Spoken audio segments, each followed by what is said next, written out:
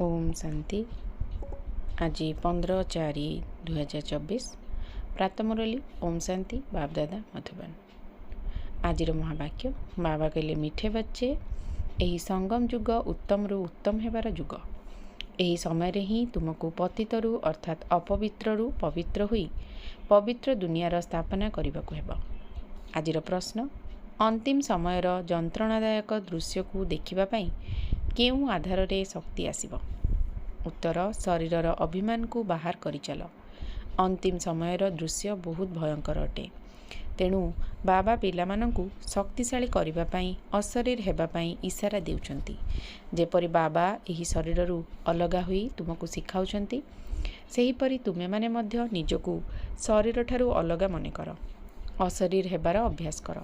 तुम बुद्धि रे रहू जे एबे आमको घर को जीवार अछि।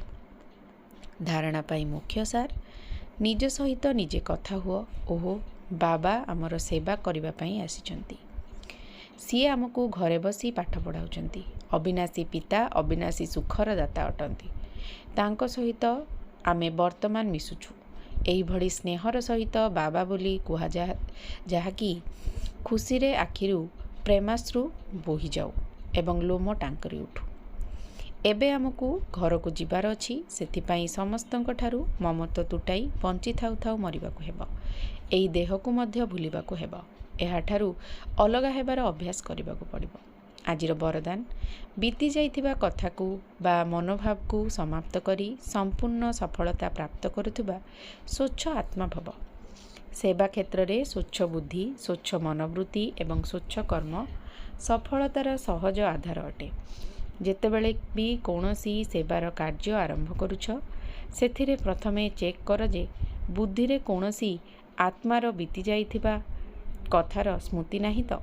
सेही भली वृत्ति रे बा दृष्टि रे ताकू देखिबा द्वारा बा कथावार्ता करिबा द्वारा केबे भी संपूर्ण सफलता मिल पारिबो नाही।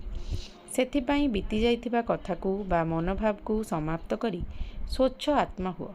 तेबे जाई संपूर्ण सफलता प्राप्त हेब। आजिर स्लोगान जी सो परिवर्तन करि थाए विजयर माला तारी गलारे पड़ी थाए। ओम शांति।